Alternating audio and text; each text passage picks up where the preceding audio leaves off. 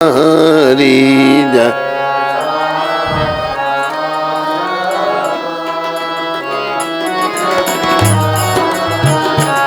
जय राधा माधवा कुंज बिहारी।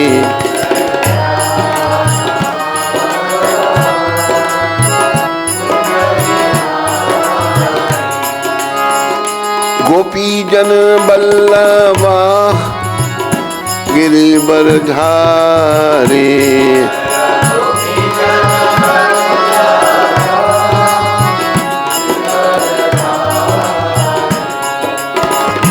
गोपी जन बल्लभा गिरिवरधारी।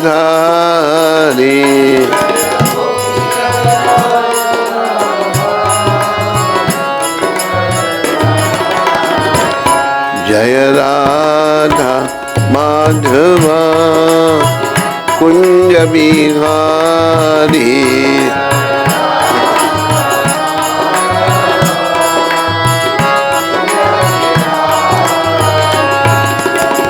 यशोदानंदन ब्रज जन रंजन।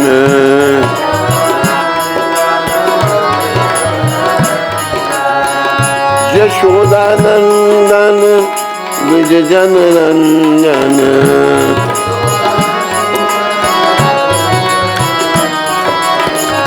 यशोदानंदन ब्रज जन रंजन।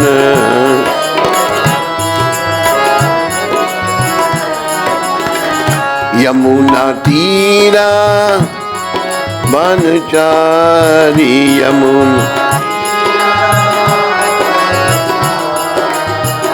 यमुना तीरा बनचारी।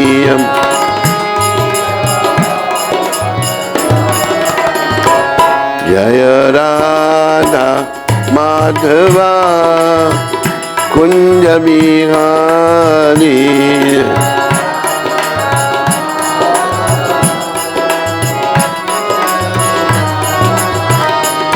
जय राधा माधवा कुंज बिहारी।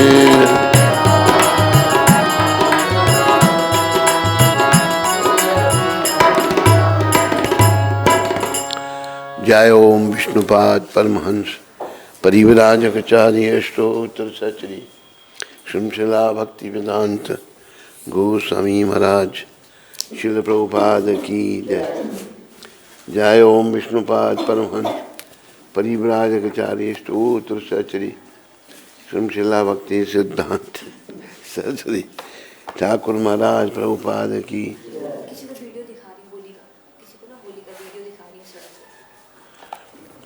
इस्कॉन बीबीटी संस्थापक आचार्य कृष्ण कृपा में शिला प्रभुपाद की जय। अनंत कोटि वैष्णविंद की जय। नामाचार्य श्री हरदास ठाकुर की जय।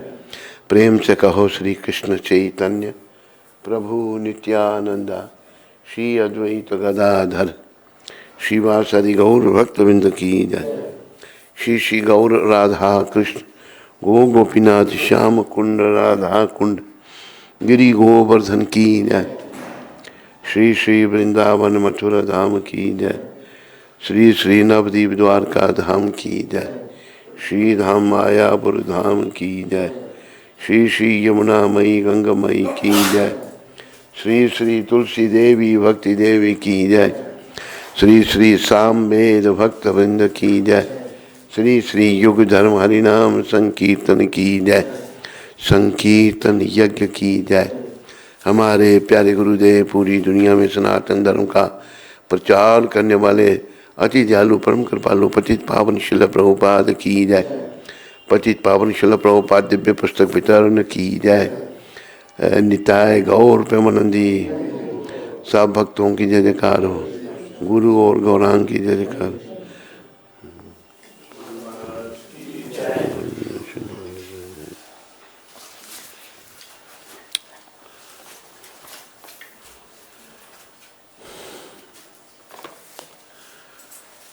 नमो विष्णुपदाय कृष्णपदाय भूतले श्रीमद् भक्ति वेदांत स्वामी इति नाम्ने नमस्ते सरस्वती देवे गौरवाणी प्रचारने निर्विशेष शून्यवादी पाश्चात्य देशतारने।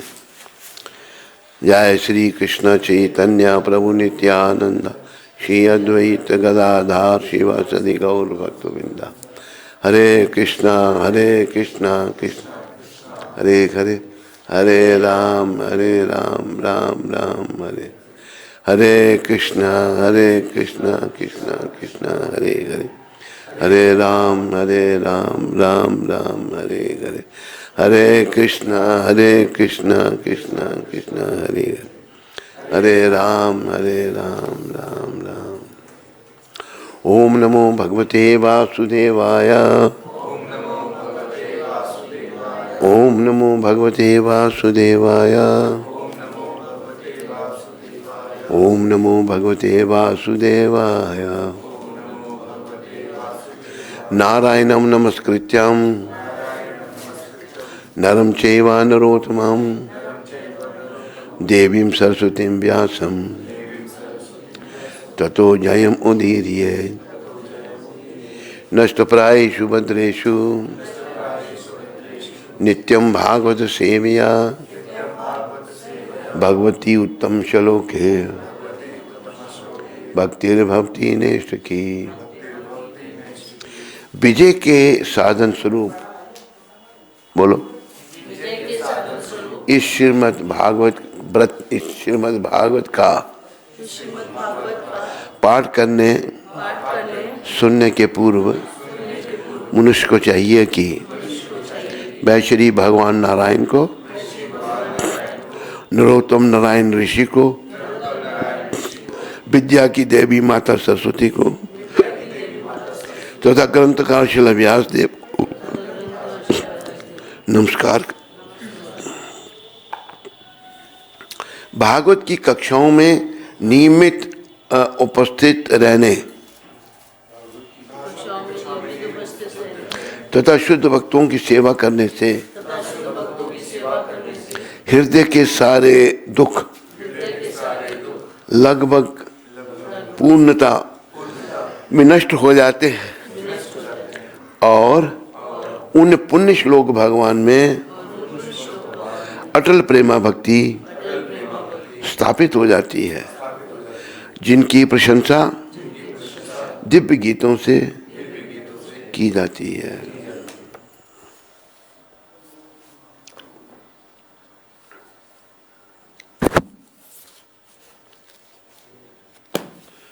तो भागवत का द्वितीय स्कंद ये अध्याय है दिव्यता तथा दिव्य सेवा, दिव्यता और दिव्य सेवा का श्लोक जो है वो है 3 नंबर।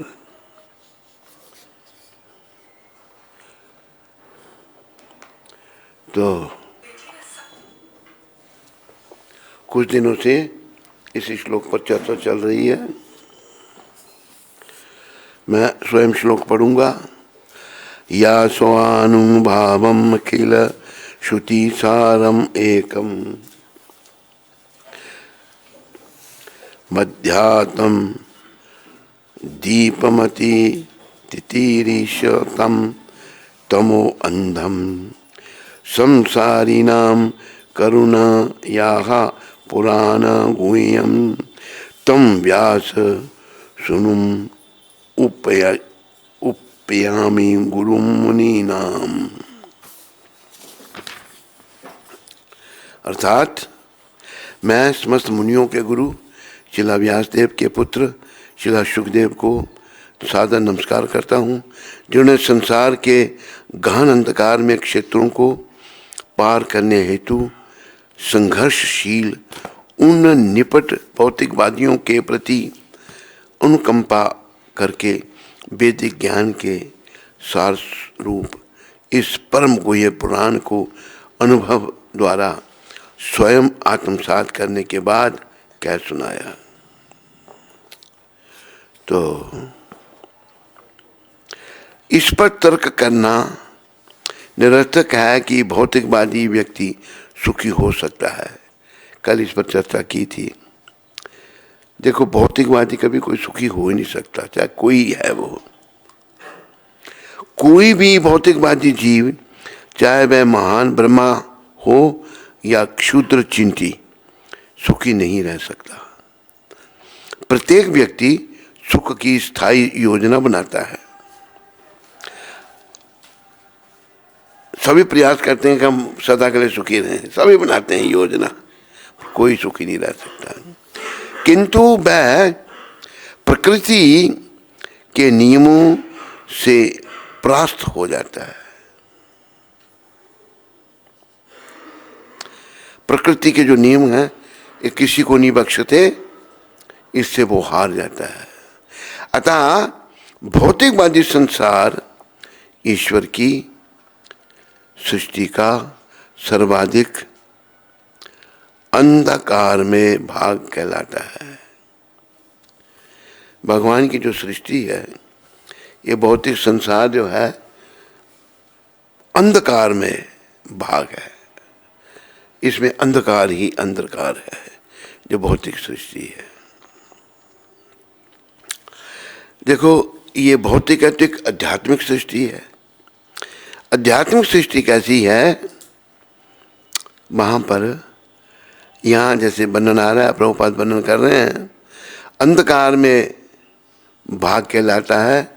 आध्यात्मिक जो सृष्टि वो कैसी है, वो प्रकाश में है, उसमें अंधकार नहीं है।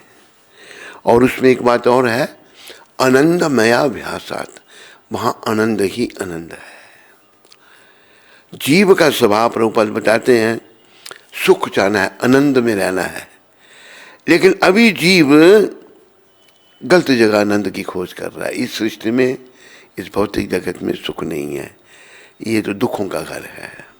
ये बात हमें अपने ध्यान में लाना बड़ी जरूरी है। मामोपेत्या पुनर्जन्म दुखालयम शाश्वतम, जो जन्म है उसकी मृत्यु, ये दुखों का घर है। तो बुद्धिमान व्यक्ति वही है कि जो इस दुख में, इस संसार में ना गिर करके इससे निकलने का प्रयास करता है और भक्ति में लग जाता है। अगर आदमी दुख में, संसार में सुख की खोज करता है, बहुत बड़ी भूल है, सुख है ही नहीं। एक व्यक्ति देखा मैंने, बहुत बड़ा आदमी, बहुत बड़ा, तो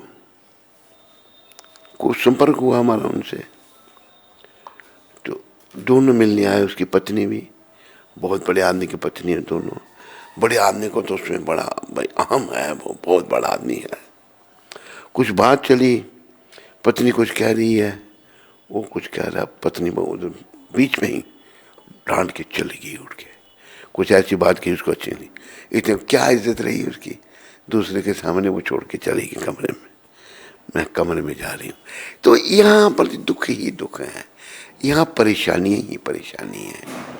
तो अपनी भूल का जो सुधार कर पाता है, कई बार कई पूर्व जन्मों के कारण, अभी जैसे दास की मैं अपनी बात बताता हूँ आपको, शुरू से ही ये था कि भाई साधु बनना है, संसार में कुछ नहीं रखा है, ये दुख रूपी संसार है, यहाँ है ही नहीं। लेकिन परिवार में जन्म हुआ तो परिवार के लोग सब प्रयास था सबका कि विवाह करो, शादी करो, क्योंकि उन्होंने सबने ऐसा किया। लेकिन ऐसी कोई प्रेरणा थी, कृपा थी, प्रभुपाद जी की, संत महात्माओं की, हनुमान जी की कृपा थी कि वो दृढ़ निश्चय बना रहा, नहीं विवाह नहीं करना है।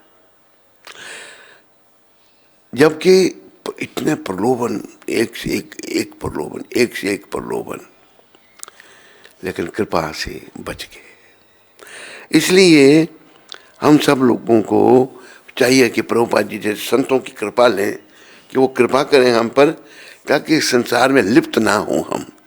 और लिप्त आदमी कब होता है, जब इस दुख रूपी संसार में सुख की खोज करता है। जब सुख है ही नहीं तो तुम खोज करते हुए तुम्हारी बहुत बड़ी भूल है। ये तो दुखों का घर है। मामोपेत्या पुनर्जन्म दुखालयम शाश्वतम। प्रभुपाद कहते थे भाई ये भौतिक जगत कसाई खाना है, कसाई खाने में जितने जानवर ले जाएंगे 100, 200, 400, 500, कोई जिंदा नहीं है, सबके गले कट जाते हैं बेचारों के। ये भौतिक जगत वो है। एक तो कसाई खाना है, मतलब मृत्यु सबकी होगी, और ये दुखों का घर है। इसलिए जो दुख रूपी संसार है, इसमें सुख की खोज मत करो, इसमें भगवान की खोज करो। बस प्रयास, कभी समझ आ जाए लग जाना चाहिए। झंझट में तो हम फंस गए होते हैं, लेकिन प्रयास करना चाहिए कि मैं निकलूं झंझट से। जब हम देखो, घर से हम इसलिए भागे थे कि शादी नहीं करनी, घर वाले शादी कर रहे थे, तो विदेश में गए, वहां भी यही चक्कर। एक माता पीछे पड़ गई, कहती है कि मेरी लड़की से जो शादी करे वो बड़ा सुखी हो। मुझे कह रही है, मैंने मन में सोचा आज तक मैंने शादीशुदा कोई सुखी तो देखा नहीं, इसकी लड़की पता नहीं क्या तोहफ है या क्या है शादी करने से कोई दुख नहीं होगा। उसे बड़ा प्रयास किया उसने, लेकिन प्रभुपाद जी की कृपा से फिर देखो कैसे लोग होते हैं। वो लड़की कनाडा में रहती थी, माँ उसकी अफ्रीका में। अफ्रीका के लोग थे, वो कनाडा मूव हो गए थे। तो उसके एक पोता था छोटा सा, एक पोती थी थोड़ी बड़ी थी दोनों। तो वो फोटो ग्रुप फोटो थे। तो वो भाई दादी ने ट्रेनिंग दे दी कि इनको मेरे को जो है ये दिखाओ आंटी, इनकी उनकी आंटी लगती थी वो, मतलब वो उनके पिता की बहन, उसका नाम था गुच्छी आंटी। वो तो बच्चे जहाँ फोटो दिखाए, जो ट्रेनिंग थी उनको, ये देखो गुच्छी आंटी, मैंने पहचान लिया फोटो में गुच्छी आंटी को। आगे जब वो बाद में बोले, मैं कहूँ देखो गुच्छी आंटी। वो बुढ़िया खड़ी थी, भाई ये आंटी कह रहा है, ये नहीं करेगा आंटी बनाई उसको, वो बेचारी ऐसी हो गई, बड़ी दुखी हो गई वो बुढ़िया। बड़ा प्रयास किया उसने, लेकिन देखो प्रलोभन आते हैं सब। लेकिन प्रभुपाद कृपा से, अच्छा प्रभुपाद तक फिर उसने, जब मैं प्रभुपाद की सेवा में आ गया, चिट्ठियाँ लिखने लग पड़ी वो कि इसको भेजो वापस। मैं कहा प्रभुपाद ये माता जो है अपनी बेटी की शादी मेरे साथ करना चाहती है। कहते कौन सी बड़ी वाली? उससे नहीं करना, उसके आगे ही हो चुकी है 2-3 बार मैंने प्रभुपाद छोटी वाली तो कर ले फिर। मैंने प्रभुपाद आपकी कृपा से मैं ब्रह्मचारी मरना चाहता हूँ। अच्छा ठीक है, संन्यास ले ले फिर। तुम बड़े खुश हुए फिर संन्यास देखकर प्रभुपाद, बड़ा आशीर्वाद दिया। शुरुआत में मेरे को पत्र लिख के आशीर्वाद दिया कि तेरे माया तेरे पास नहीं आएगी कभी, माया तुम्हें कभी भी स्पर्श नहीं करेगी। तो संतों की कृपा से हम बच सकते हैं, प्रयास करना चाहिए इस माया से बचने का, नहीं तो भाई बड़ा अंधकार में है। जैसे एक माता को बड़ी कृपा हुई, स्वप्न आया बड़ा सुंदर, वो माता बेचारी परेशान है घर से। तो अभी पता लगा कि वो शादी करना चाहती है। तो पूछा उसको हमने, तुम शादी करना चाहती हो? कहते यहाँ मुझे अंधकार ही दिखा, अंधकार ही, संसार में अंधकार। महा वो गृहस्थाश्रम प्रकाश है, उसमें बड़ा प्रकाश है, वो तो महा अंधकार है। तुम्हें यहाँ अंधकार दिख रहा है, वहां तो अंधकार महा अंधकार है, बेकार है। तो चुप रही, कोई जवाब नहीं। मुझे लोग जानते नहीं, माया जाल बड़ा प्रबल है, बहुत प्रबल है। कहा है ना कि वो भजन में, माया की माया है माया जाल में, कोई न होगा उस दिन जाने के हाल में। कर्मों का बोझ तेरा तू ही ढोएगा बंदे, साथ देगा ना तेरे पुत्र परिवार। जब तूने कर्म कर लिए ना, उसका बोझ तुम्हें ही ढोना पड़ेगा, पुत्र परिवार कोई बोझ नहीं ढोएगा। इसलिए लेखक लिख रहा है, सुनाई देता हूँ यार ये भजन आपको मैं। हरि बोल हरि नाम सा, हरि बोल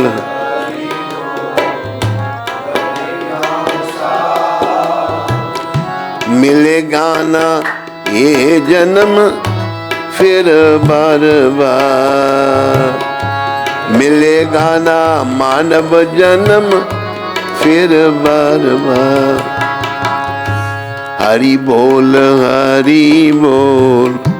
हरि नाम सा हरि बोल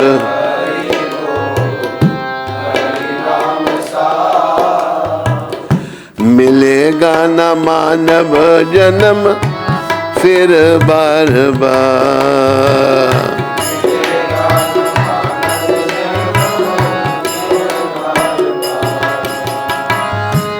मानव तन पा करके लिया ना जो हरि नाम।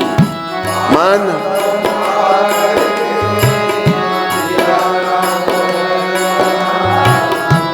मानव तन पा करके भूल गए जो हरि नाम।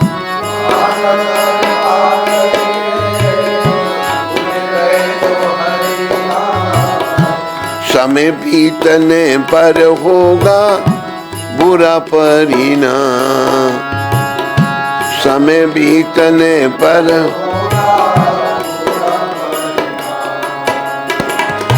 क्या किया हाय गाय जन्म बेकार जाए।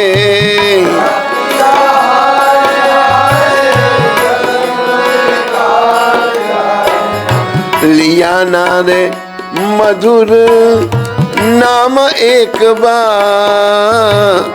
लिया ना रे मधुर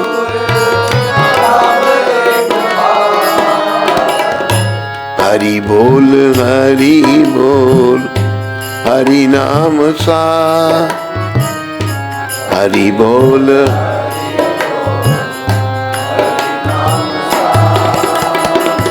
मिलेगा न मानव तन फिर बार बार। मिलेगा न मानव तन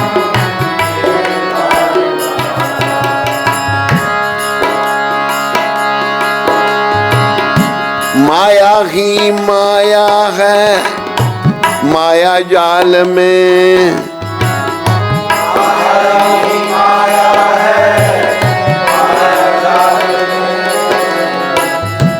कोई ना होगा उस दिन जाने के हाल में। आखिरी समय में कर्मों का बोझ तेरा तू ही ढोएगा बंदे।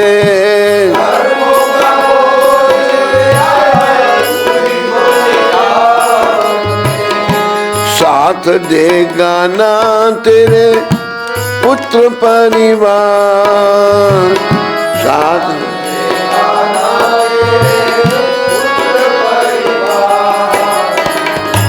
हरि बोल हरि नाम सा हरि बोल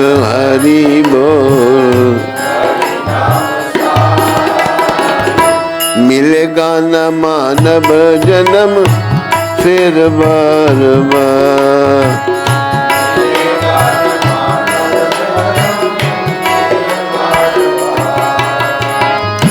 भूल कर हरि को जिसे समझा तू अपना।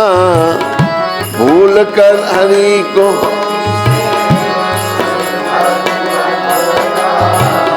ये तेरा है एक झूठा सपना।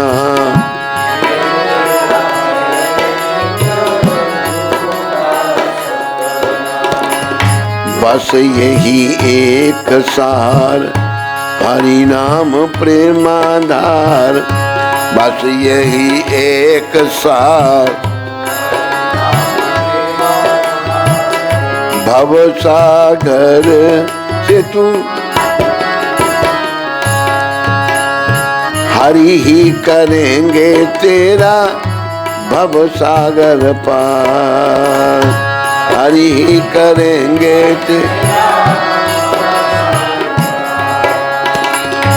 हरि बोल हरि नाम सा हरि बोल।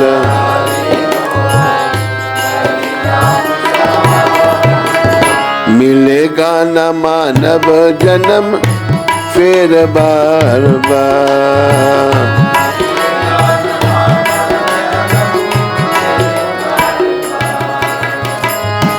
क्या करने आया यहाँ, कर क्या रहा है?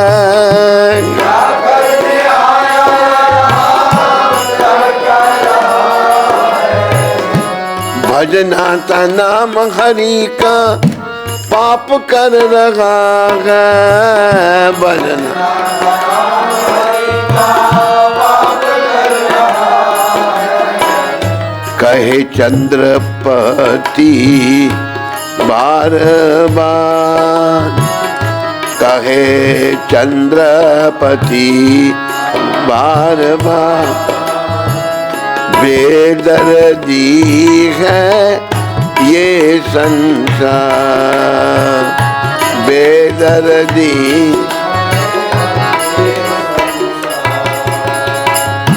हरि बोल हरि नाम सा।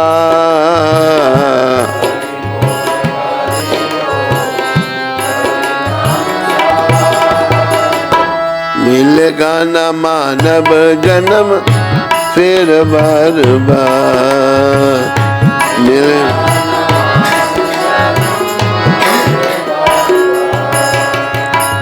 बार बार ना कर भूमि, बार बार न कर भूमि पापों से भार। बार बार न कर भूमि। हरि बोल हरि नाम का। हरि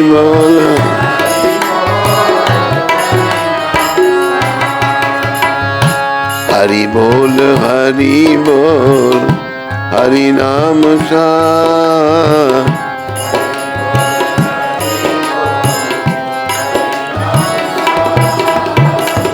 मिलेगा न मानव जन्म फिर बार बार।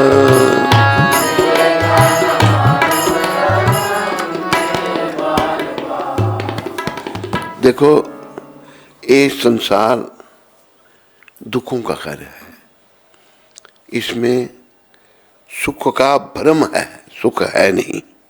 लगता है सुख यहाँ मिलेगा, सुख नहीं है। अभी एक मैं आपको और उदाहरण देना चाहता हूँ। भारत के लोग विदेशों में जाना चाहते हैं। जो थोड़ा बुद्धिमान है वो तो नहीं टिकेगा वहां पर, और जो मूर्ख है वो रहेगा वहां पर। वहां जाके तो लोगों का ऐसा जीवन बर्बाद हो जाता है, बेकार हो जाता है जीवन लोगों का। सुबह से लेकर शाम तक काम करो है? और इतना दुनिया भर के बिल आते हैं, ये बिल पेमेंट करना, ये बिल पेमेंट करना, ये बिल पेमेंट करना है। आदमी का ब्रेन में इतना, और कोई बच्चों का कोई जीवन नहीं वहां पर, कोई सब टीप टाप पर, कुछ नहीं, कोई सभ्यता नहीं, कोई संस्कृति नहीं, कुछ बड़ी बुरी हालत। मैं तो कहता हूँ कि जिसको पागल कुत्ते ने काट रखा हो ना, वो विदेश में जाए और वहां रहे जाकर। वहां रहकर पागल ही हो जाते हैं, सारे बदल जाते हैं। वो ऐसा है, एक वो शब्द है ना कि यहाँ के लोग विदेशों में जाते हैं, विदेशी तो बेचारे नरक में गिरे हुए हैं, उनकी नकल करते हैं। ना वो विदेशी बन सकते हैं तो ना भारतीय रहते हैं। ये तो कहा है ना, कौवा चला हंस की चाल और अपनी भी भूल गया। ये लोग जब विदेशियों की तो नकल करते हैं, ना विदेशी बन सकते हैं, उनका तो जीवन बेचारों का बेकार ही है, ना भारतीय रहते हैं, बेकार हो जाते हैं। अभी भी ये सभ्यता है भारत में, बड़ा जिन्होंने बड़ा 60 साल तक राज किया, उन्होंने बड़ी संस्कृति को बर्बाद करने का प्रयास किया। अभी भी अंतर है, अभी भी अंतर है। इसलिए ये जो सृष्टि का भौतिकवादी संसार ईश्वर की सृष्टि का सर्वाधिक अंधकार में भाग कहलाता है। ये अंधकार में भाग, तथापि दुखी भौतिकवादी व्यक्तियों के इससे निकलने की मात्र इच्छा करने से ही वे बाहर निकल सकते हैं। जैसे मैंने कहा ना, हमने इच्छा करनी है इससे बाहर निकलने की। प्रभुपाद कहते हैं भौतिकवादी जो हैं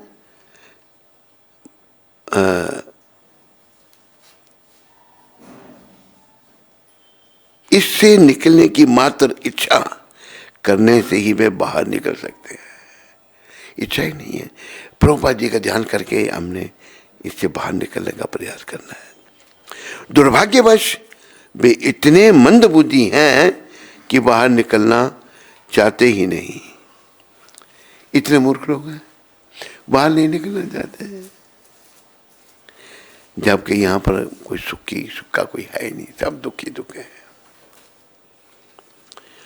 अतः उनकी तुलना उस ऊंट से की जाती है। जो लोग इस भौतिक जगत से बाहर नहीं निकलना चाहते ना, उनकी तुलना ऊंट से की जाती है।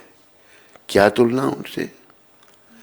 ऊंट से तुलना बड़ा अच्छा उदाहरण दिया है प्रभुपाद, समझाते हैं। मैं पढ़ता हूँ वैसे। ऊंट की जाती है जिससे कंटीली टहनियाँ पसंद हैं। जिन टहनियों में कांटे लगे होते हैं ना, ऊंट को पसंद होती है, ऊंट उनको खाता है। क्योंकि वो जब कांटे वाली वो टहनियाँ खाता है ऊंट, तो उसके मुंह में कांटे लगने से खून निकलता है। जब खून निकलता है तो क्योंकि रक्त से सनी टहनियों का स्वाद उसे अच्छा लगता है। अब अपने मुंह का खून निकल के वो टहनियाँ खा रहा है, उसको अच्छा लग रहा है। क्या सुख है? अपने खून का ही स्वाद उसको अच्छा लग रहा है। वह ऐसा समझ नहीं पाता कि यह तो उसका अपना ही रक्त है और कांटों द्वारा उसकी जीभ कट रही है। इसी प्रकार भौतिकवादी व्यक्ति को अपना स्वयं का रक्त मधु की तरह मीठा लगता है, पर मीठा नहीं है। और वह अपनी ही भौतिक कृतियों से परेशान होने पर भी उन्हें छोड़ना नहीं चाहता। अभी मुझे एक बात याद आई, मद्रास की बड़ी पुरानी बात। हम एक जगह प्रोग्राम कर रहे थे, तो एक जैन, मिस्टर जैन प्रोग्राम में आए। उनकी पत्नी भी साथ थी, उनसे बातचीत हुई। ये मद्रास की बात है। तो वो जैन की पत्नी मेरे को आके कहती है कि महाराज मेरे पति को समझाओ, ये वो खाते हैं, पान पराग खाते हैं, उससे इनको थ्रोट कैंसर हो गया है, कैंसर की बीमारी हो गई है, पर ये पान पराग नहीं छोड़ रहे। मैंने बुलाया उसको, मैंने कहा जी जैन जी आप ये पान पराग खाते हैं क्या? हमारे खाता हूँ। मैंने आपको पता है आपको कैंसर कहते हैं? हाँ पता है। छोड़ नहीं पा रहा मैं। पता लग गया बीमारी लगी है, फिर भी नहीं, थ्रोट कैंसर हो गया है, नहीं छोड़ पाते। तो ऐसी आदतें गंदी पड़ जाती हैं। मरना आदमी कबूल कर लेता है लेकिन छोड़ता नहीं उनको। जैसे ऊंट का उदाहरण दिया है यहाँ। तो इसी प्रकार भौतिकवादी व्यक्ति को अपना स्वयं का रक्त मधु की तरह मीठा लगता है और वह अपनी ही भौतिक कृतियों से परेशान होने पर भी उन्हें छोड़ना नहीं चाहता। परेशान है फिर भी नहीं छोड़ नहीं रहा, उनको छोड़ना नहीं चाहता। ऐसे भौतिकवादी व्यक्ति कर्मी कहलाते हैं। ऐसे लाखों कर्मियों में से कुछ ही भौतिक व्यापार से ऊब कर इस भूल भुलैया से निकल भागना चाहते हैं। प्रभुपाद को कह रहे हैं ऐसे लाखों कर्मियों में से कुछ ही भौतिक व्यापार से ऊब कर, ये जो भौतिक काम है उससे तंग करके, इस ऊब कर इस भूल भुलैया, जैसे भूल भुलैया है ना लखनऊ में काम पर है, उसमें जाओ पता नहीं लगता कहाँ से बाहर निकलना है। लखनऊ में है भूल भुलैया, हाँ लखनऊ में ही है। तो ऐसे ही बाहर नहीं निकलना चाहता, भूल भुलैया में ही भूला रहता है। भूल भुलैया से निकल भागना चाहते हैं, बहुत कम ऐसे हैं लोग हैं। ऐसे बुद्धिमान व्यक्ति ज्ञानी कहलाते हैं, जो निकलना चाहते हैं उन्हें ज्ञानी कहा है। वेदांत सूत्र ऐसे ही ज्ञानियों के लिए है, किंतु परमेश्वर का अवतार होने के कारण श्रील व्यासदेव को पूर्वानुमान हो गया था कि धूर्त मनुष्य वेदांत सूत्र का दुरुपयोग कर सकते हैं। इसलिए उन्होंने वेदांत सूत्र के पूरक रूप में श्रीमद् भागवत पुराण की रचना की। तो व्यास जो अवतार हैं, उनको पता लग गया था कि ये लोग जो हैं वेदांत सूत्र को नहीं समझ सकेंगे। वो अवतारी पुरुष हैं, उनको पूर्व अनुमान हो गया था कि धूर्त मनुष्य, जो धूर्त मूर्ख हैं, वेदांत सूत्र का दुरुपयोग कर सकते हैं। इसलिए उन्होंने वेदांत सूत्र के पूरक रूप में श्रीमद् भागवत पुराण की रचना की। उन्होंने फिर ये भागवत को रचा। यह स्पष्ट कथन है कि यह श्रीमद् भागवतम ब्रह्मसूत्र का मूल भाष्य है। श्रील व्यासदेव ने अपने पुत्र श्रील शुकदेव को भी श्रीमद् भागवत का उपदेश दिया। अपने बेटे शुकदेव जी को भागवत का उपदेश, जो पूर्व से अध्यात्म अवस्था को प्राप्त एक मुक्त पुरुष थे। पहले से उनका जन्म ही बड़ा दिव्य था, मुक्त पुरुष थे, अध्यात्म अवस्था को पहले ही प्राप्त हो चुके थे। श्रील शुकदेव ने स्वयं इसकी अनुभूति की और तब इसका व्याख्यान किया। श्रील शुकदेव की कृपा से श्रीमद् भागवतम वेदांत सूत्र उन सभी निष्ठावान मनुष्यों के लिए सुलभ है जो भवसागर से उभरना चाहते हैं। देखो, भवसागर से उभरना चाहते हैं, ये बात प्रभुपाद कहते हैं। प्रायः हम लोगों के सरों पर इतने कर्म हैं, कोई भवसागर से उभरना ही नहीं चाहता। कुछ दिन पूर्व एक माता आई थी दिल्ली से। उस दिन मैं प्रवचन नहीं कर पाया था, तो फिर मधुप्रिया ने उसको फ़ोन किया। मेरी मधुप्रिया ने पूछा कि माता जी, माता मिलना चाहती दिल्ली से, दीक्षा लेना चाहती है। मैंने अच्छी बात है, अभी आप मिल लेंगे। अरे बोल, तुम्हें खांसी बड़ी हो रही है, पीछे जाओ, तो पीछे बैठ के खांस, तो बुला ले। मैंने कहा बुला लो। तो इन्होंने फ़ोन किया तो माता आई। माता जब वो आई तो मैंने पूछा, उनका पति बैंक मैनेजर है। माता का नाम पांडे था। क्या नाम था उसका? पांडे, तो याद नहीं तेरे को?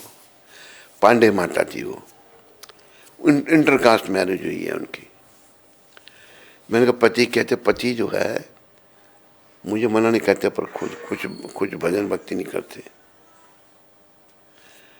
तो मैंने कहा, कहते वही मुझे लेके आए हैं यहाँ पर वृंदावन में, दिल्ली से। अभी गाड़ी में नीचे बैठे हैं। एक और व्यक्ति था उनके साथ। मैंने उसको कहा कि जाओ उनको बुला के लाओ। नीचे बुलाने गए, वो भाग गया कि नहीं। तो कैसे लोगों की हालत हो चुकी है। मिसेस पांडे का पति वो भाग गया, आया ही नहीं, ऊपर नहीं आया। तो हम लोग जो है ना, दूर जाते हैं, भगवान के पास नहीं आना चाहते, या कुछ धार्मिक वार्ता सुनना नहीं चाहते। स्वयं इसकी अनुभूति की और तब इसका व्याख्यान किया। श्रील सुखदेव की कृपा से श्रीमद् भागवत वेदांत सूत्र उन सभी निष्ठावान मनुष्यों के लिए सुलभ है जो भवसागर से उभरना चाहते हैं। देखो, भवसागर,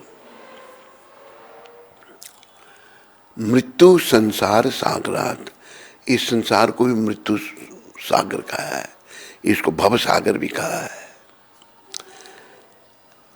तो सबको इससे उभरना चाहिए, लेकिन लोग इतने मंदबुद्धि हो चुके हैं अपने कर्मों के कारण। वो कोई, जैसे मैं उस व्यक्ति का उदाहरण दे रहा हूँ, वो भाग गया, वो नीचे, मैंने कहा बुलाओ उसको, मैं यहाँ मेरे पास समय है, दोपहर को मिले थे हम। तो गई, पत्नी में गई, पता लगा भाग गया उधर से। तो भवसागर में हम सब पड़े हुए हैं, इस भवसागर से उभरना है, बाहर आना है।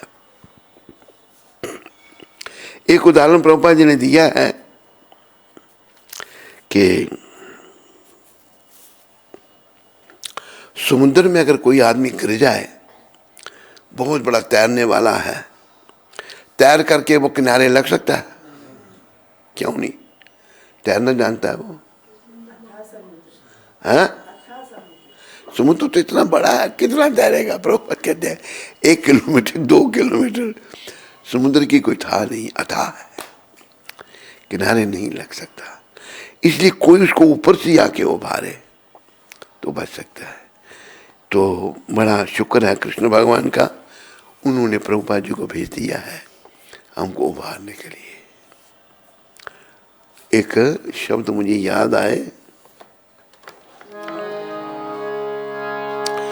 आग लगी संसार में, बरसने लगे अंगार,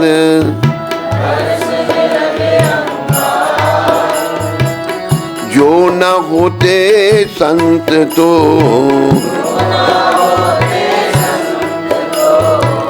जल मरता संसार। बड़ा सुंदर दुआ कहा कि आग लगी संसार में, सारे संसार में आग लगी है। क्या आग लगी है? कामाग्नि में सारा संसार जल रहा है, सारा संसार कामाग्नि में जल रहा है। तो दुआ में जब आग लगती है तो अंगारे बरसते हैं। आग लगी संसार में, बरसने लगे अंगार, जो ना होते संत तो जल मरता संसार। प्रभुपाद जी जैसे संत भगवान के भेजे हुए, वैसे संत ही हमारे और भगवान के बीच में माध्यम है। संत ही जीवों को बचा सकते हैं। संतों का जो है इसलिए बड़ा सम्मान किया गया है। और फिर संत भी सच्चे संत जैसे प्रभुपाद, ऐसे संत कहाँ मिलेंगे? ऐसे संत तो बहुत दुर्लभ हैं। तो कृष्ण की बड़ी कृपा है कि उन्होंने प्रभुपाद जी को भेज दिया। उन्होंने बड़ा कष्ट उठा करके सारी दुनिया को मौका दे दिया इस संसार से उभरने का, अपने जीवन को सफल करने का। तो जैसा कि आपको पता है, एकादशी का व्रत है, फागुन शुक्ल पक्ष